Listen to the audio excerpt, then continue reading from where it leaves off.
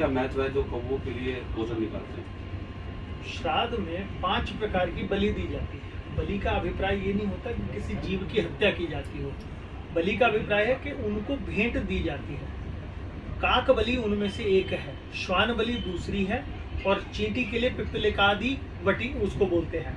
पिप्पलिकादि चींटी के लिए यूज करते हैं कि उसको भी उसका अन्न का हिस्सा दिया जाता है। काक बलि का विशेष महत्व है कि जो पूर्वज किसी प्रकार से प्रेत योनि में भटक रहे हैं, उनको काक के माध्यम से उनको दिया गया श्राद्धान्न प्राप्त हो जाता है। इसलिए श्राद्ध के दिनों में विशेष तौर पे काकबली या कौवों को जिमाया जाता है। जो भोजन निकाला जाता है उसमें 1 ग्रास पहले कौवों का निकाला जाता है, गाय के बाद में। दूसरा है कि श्राद्ध के लिए भोजन में क्या पकाएं और क्या ना पकाएं। देखिए, श्राद्ध में भोजन पक्का अन्न का विधान कहा गया है। कुछ परिस्थितियों में फल या कच्चा अन्न दिया जाने का विधान है, लेकिन उसके अतिरिक्त हमेशा पक्का श्राद्धान्न भोजन बनाया जाता है। मतलब पूरी, कचौड़ी, खीर आदि ये बनाने का विधान है। एक बात का मना साफ है, प्याज, लहसुन आदि जो ये तामसिक चीजें हैं, मांस तो विशेष तौर पर निषिद्ध है। श्राद्ध कल्प में स्पष्ट लिखा है कि जो व्यक्ति प्रमादवश श्राद्ध में मांस आदि पकाता है या श्राद्धान्न में मांस का प्रयोग कर देता है, उसके पितृ सहस्त्र वर्षों तक नरक में गिरते हैं जाके, और वो व्यक्ति कफ का मरीज यानी कि टीबी का मरीज हो जाता है। ऐसे व्यक्ति को किसी भी प्रकार से उसको मोक्ष तो मिलता ही नहीं, अगले जन्म में वो सर्प बनता है। ये विधान लिखा गया है। तो विशेष तौर पे ध्यान रखें कि पक्का अन्न भोजन कराया जाता है और उसमें किसी भी प्रकार का तामसिक भोजन नहीं बनता, प्याज लहसुन आदि नहीं प्रयोग होता। पितृ आशीर्वाद के लिए पितृ कवच पढ़ने का क्या महत्व है? पितरों के लिए सबसे सर्वोत्तम ये होता है कि जिस समय ब्राह्मण भोजन कराने के लिए बैठे, तब आप देव ऋषि मनुष्य पितृ तर्पण करते रहे, तो भोजन के साथ साथ पितरों को अनंत काल के लिए तृप्ति वाला जल दिया जा सकता है। जो लोग ये करने में सक्षम ना हो, वो पितृ संहिता का पाठ कर सकते हैं या पितृ स्तोत्र का पाठ कर सकते हैं।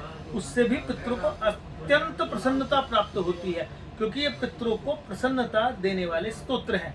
इसको पाठ करने से पितृ आपकी श्राद्ध में कोई कमी भी है, त्रुटि भी है, तो उसको भी स्वीकार करके आपको आशीर्वाद देते हैं।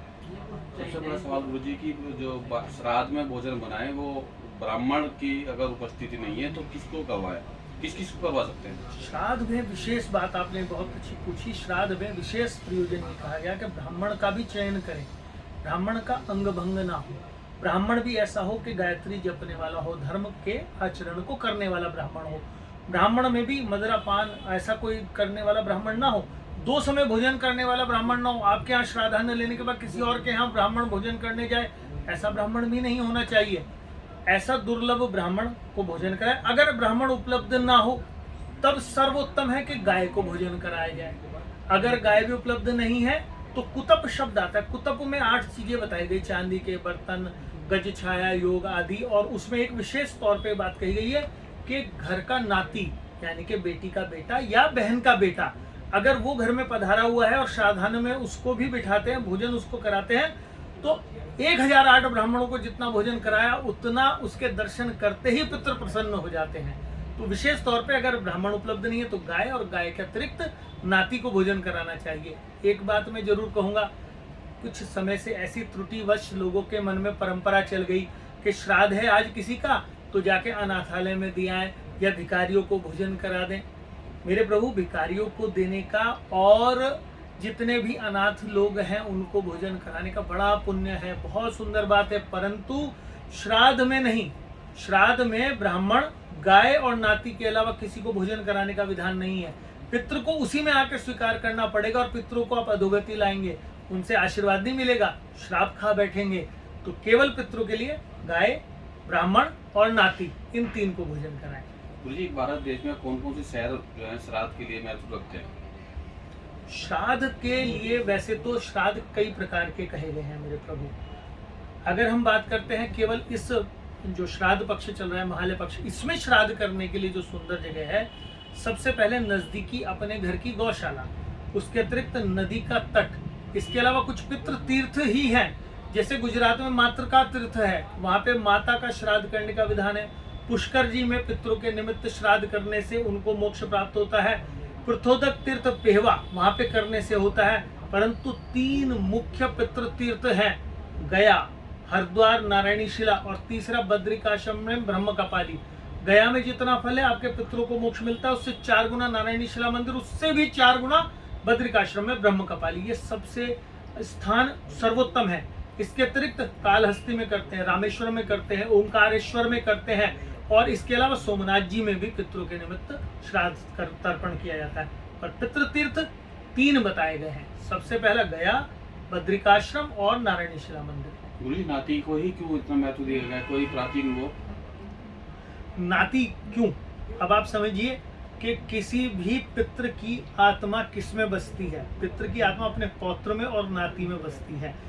आप कहते हैं ना कि मूल से ज्यादा प्यारा ब्याह जो होता है, तो अपने बेटे की कमी एक बार भी है, परंतु नाती के लक्षण देख के ही पितृ प्रसन्न हो जाता है। उसके दर्शन करके ही अपनी बेटी का बेटा देख के सबसे अधिक प्रसन्न पितृ होते हैं, चाहे वो जीवित है चाहे शरीर छोड़ चुके। इसलिए नाती का विशेष महत्व हो जाता है। गाय का?